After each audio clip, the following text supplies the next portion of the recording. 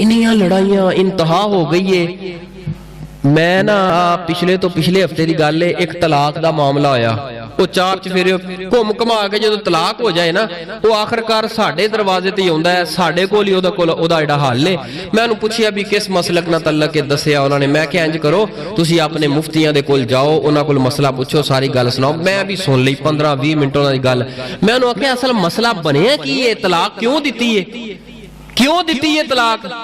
हुण मैं तुहानूं शेख साहब दसा ना तलाक दी वजह, तुसीं हैरान हो जाओगे भी ये खोरे कोई बच्चियां वालियां गल्लां ने, वो बच्ची बच्चा है भी, यानी कि किहड़ी वजह तो असल जिहड़ी वजह बनी है, वजह की बनी है, एक चाय दी वजह बनी, एक चाय दी वजह बनी है। खामद ने बीवी नूं कह दिता कि चाय तू ना बना, अज मैं भी नहीं पींदा ते तू भी ना पी। उन्हें कहा जी मैं तो पीनी पीनी, तू पी या ना पी। आए फिर तू मेरी कादी मनदी गल। उन्हें कहा मैं तो पीनी पीनी, मैं तो सुबह दी पीती नहीं। जो घर के अंदर माहौल मुआशरा है वो इन्नी गल हुई है। उन्हें कहा तू पीनी है तो पी, नहीं पीनी ना पी, मैं बना के पीन लगी हाँ। खामद ने गाल कढ़ दी, खावंद ने कढ़ दी गाली। और जो गाली की है हुण औरत के सामने ओदी मां बहन दी और भरावां नूं जिस वे गालां कढ़िए, वो कित्थे सबर हुंदा है। वो होली जी ओने बोल के भी कह दिता तू भी जिहड़ी नस्ल जो मैनूं भी पता है, वो गल तू तरार दे विच एक चाह दी गल तो तू तरार दे विच ऐसी गल वधी, ऐसी वधी, उन्हें भी सोटी चुक ली, उन्हें भी काफी मारिया। जो इन्ना जुल्म कीता, ज्यादती कीती, ओदे कोलों ना रहा गया, उन्हें भी अगों फिर जुबान थोड़ी जी चलाई। और फिर मजबूर है इंसान है जो जुबान चलाई। इन्हें कहा चल फिर तेनू तलाक तलाक तलाक, लै जी वो लै गए।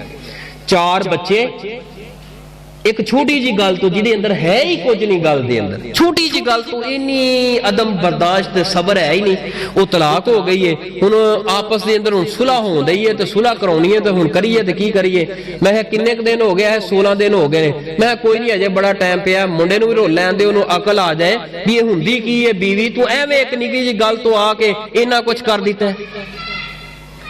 कोई गल हुंदी नहीं ते फड़ के ए जड़ी जुबान है, जुबान जुबान नूं कंट्रोल अंदर रखो। अगर रिश्तियां दे अंदर निभा करना जे, रिश्तियां अंदर निभा तां होएगा, जुबान कंट्रोल अंदर होएगी। बीवी दे नाल इतना बुरा सलूक करे, फिर तवक्को रखे कि ये मेरे हकूक अदा करे, तेरे हकूक अदा नहीं करेगी। आउंदा है घर दे अंदर, मैं ना भी लाला लाला ला दिंदा, लाला लाला ला दिंदा है। आखिर वो भी इंसान है, ਉਹਦੇ अंदर गलतियां खतावां होणगियां। दर गुजर कर, अच्छा सलूक कर।